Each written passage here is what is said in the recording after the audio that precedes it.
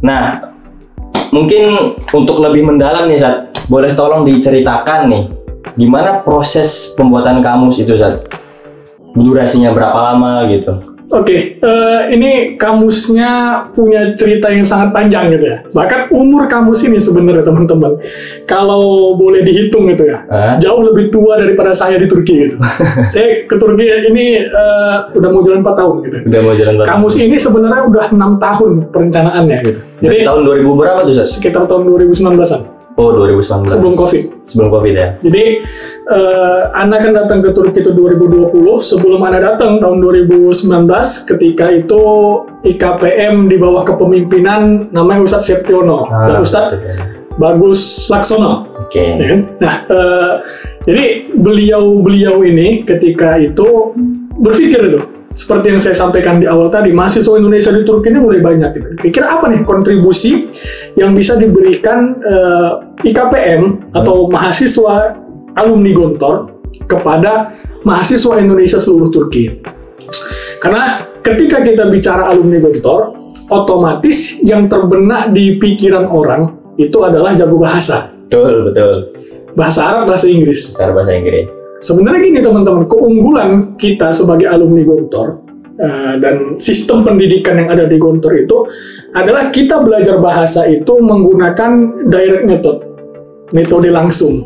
Artinya kita menggunakan bahasa aslinya dalam pembelajaran. Ketika kita belajar bahasa Arab itu diajarkan dengan bahasa Arab.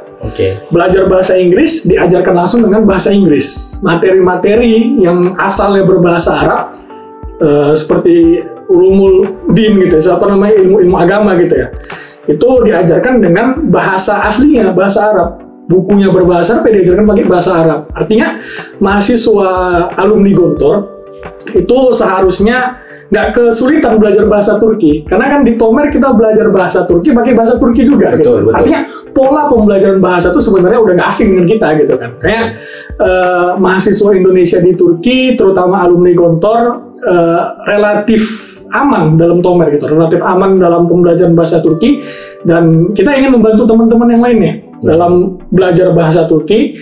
Makanya ketika itu dibuatlah tim ketika zaman Ustadz Septiono dan zaman Ustadz Bagus Laksana, ketika beliau ini memimpin IKPM, dibuatlah tim untuk penulisan kamus. Ketika itu jumlahnya sekitar 5 orang. 5 orang. Siapa aja tuh Ustadz kalau boleh tahu? Ada beberapa, Ustadz Septiono sendiri, Ustadz Bagus sendiri, kemudian ada beberapa ustadz-ustadz yang lain. Mayoritas sudah nggak di Turki sih. Ada juga seperti Ustadz Fajar gitu ya. Sekarang beliau ini berkarir di KBRI gitu ya. Kemudian ada Ustazah Nemesis. Kemudian ada beberapa lagi yang berperan dalam penulisan kamus ini. Nah, mereka mulai mengumpulkan itu materi-materi pembelajaran bahasa Turki dari daily conversation atau konuşma gitu ya, percakapan sehari-hari. Kemudian kosakata bahasa Turki tematik, misalnya kosakata yang ada di kelas itu apa aja, kosakata yang ada di pasar itu apa aja, mulai dikumpulkan. Nah, tapi kemudian menghadapi tantangan COVID. Datang COVID, di mana online gitu kan, kan, pembelajaran di seluruh Turki online, mayoritas tim penulis ini pada pulang ke Indonesia. Jadi ya terhenti nih proses penulisan kamus di fase awal ini, terhenti. Tahun 2020-2021 juga masih belum maksimal berjalan penulisan kamus ini, sampai kemudian tahun 2022-2023 di bawah kepemimpinan IKPM yang baru. Nih ada Ustadz Bagus Uda Ibrahim ketika jadi ketua IKPM. Kemudian ada Ustadz Nuryadin. Kemudian ada Ustadz Abdurrahman Afnizar. Dan tiga-tiganya itu sekarang berada di rumah Ani. Masya Allah. Sekarang Anda jadi ketua IKPM. Masya Allah, ada Bupati Robi Ustaz. Artinya nih kalau mau jadi ketua IKPM harus tinggal di rumah Antum. Bisa jadi. Nah, di bawah kepemimpinan 3 orang ini, tim penulisan di Lirim Turkce itu atau buku pedoman bahasa Turki kembali dibentuk. Kebetulan ketika itu Ana diamanahkan sebagai anggota divisi pendidikan. Di zaman beliau. Di zaman mereka bertiga ini. Di zaman beliau bertiga ini, Ana, kemudian ada Ustadz Syarul Maramin, ada Ustadz Abdul Muwafaq, kemudian ada Ustazah Aisyah Dafi, ada Ustazah Nada Fauzia. Kita diamanahkan di divisi pendidikan ketika itu.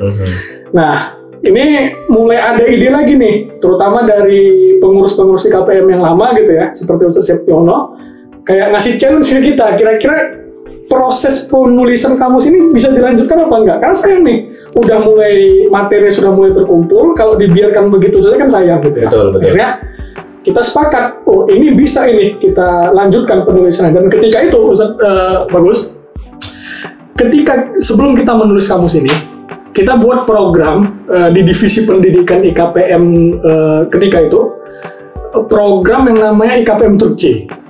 Oke. Waktu itu tahun 2021 lah, 2021, 2022, 2023, sekitar 3 tahunan itu, jumlah mahasiswa Indonesia yang datang ke Turki itu melonjak banget, terutama alumni Gontor. Jadi alumni Gontor yang angkatan, kalau tamat di Gontor yang 2020, prominent generation ini, datang ke Turki begitu banyak. Betul. Dan mereka ada hampir di seluruh PPI wilayah di Turki gitu. Betul. Di Sakarya banyak, kemudian di Kütahya juga banyak, kemudian di Istanbul juga banyak. Nah, dan mereka semua pamer nih. Mereka belajar bahasa Turki semua. Akhirnya kita buat platform IKPM Turkce. Itu melalui grup WA. Jadi hampir setiap malam ketika itu terutama saya dan Ustadz Mahar itu menjelaskan tuh materi tomer dari Abil sampai JB, dari A1 sampai C1 di grup itu. Kadang kalau ada yang nanya, Bang, ini gimana Bang penjelasan dari Belirme, Eki, atau penjelasan dari Ektirgen, Edilgen, dan sebagainya, kita langsung jelaskan di grup itu. Kita jelaskan. Kalaupun nggak ada yang nanya, kita tanggap sendiri tuh menjelaskannya. Jadi kan penjelasan di grup itu jadi banyak banget tuh kan. Nah, penjelasan dari grup itu, kemudian kita berpikir kan, ini sayang ini kalau dibiarkan di grup begitu saja gitu kan. Kalau kita kumpulkan, kemudian kita formulasikan dengan susunan kamus yang sudah terbentuk sebelumnya, ini jadi makin keren.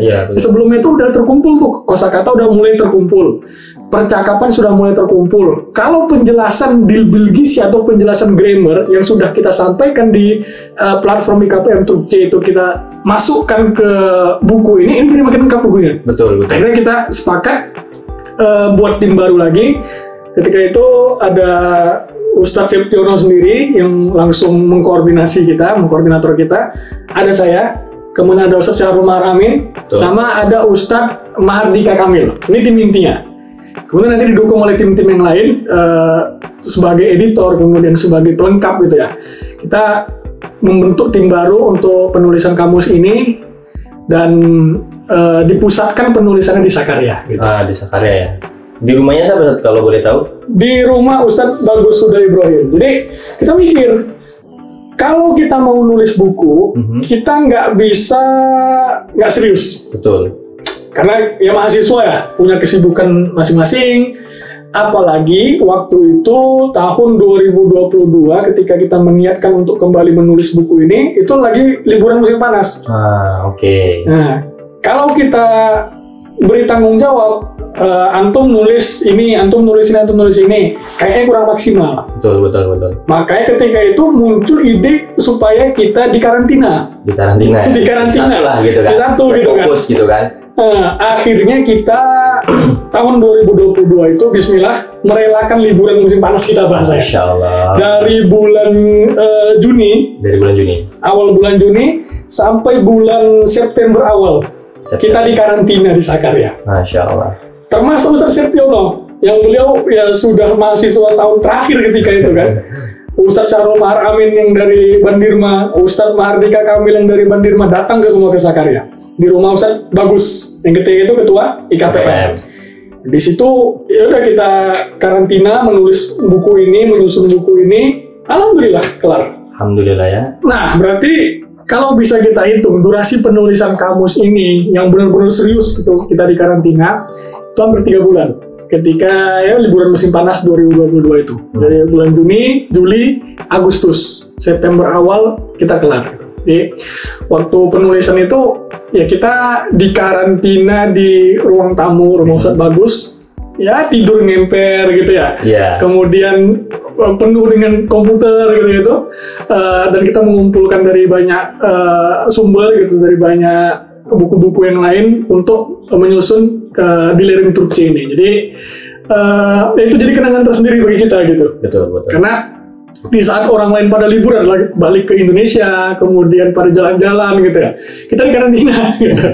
Karantina di sini gitu. Dan ketika ini kita bagi-bagi tugas. Ada yang khusus untuk menulis tentang kosakatanya, ada yang khusus menulis idiom atau peribahasa gitu ya. Kemudian ada yang khusus untuk menulis percakapan, kemudian ada yang khusus untuk menulis penjelasan dari grammarnya. Kalau Ana sendiri waktu itu fokus untuk menulis penjelasan grammar dari Abir sampai Gebir. Sebenarnya nggak terlalu sulit karena kita sudah menjelaskan di platform IKPM Turkcey. Tinggal kita pindahkan, kita rapihkan bahasanya, kita penulisannya kita perjelas lagi.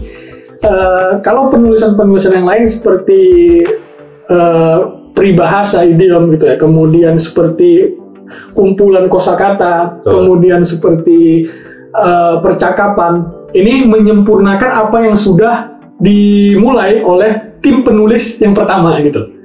Jadi waktu tahun 2019 itu kan sudah mulai penulisan berkaitan dengan percakapannya seperti apa. Di kita sempurnakan, kita tambahkan apa yang kurang. Kalau masih ada yang ada miss, nanti kita lengkapi di situ.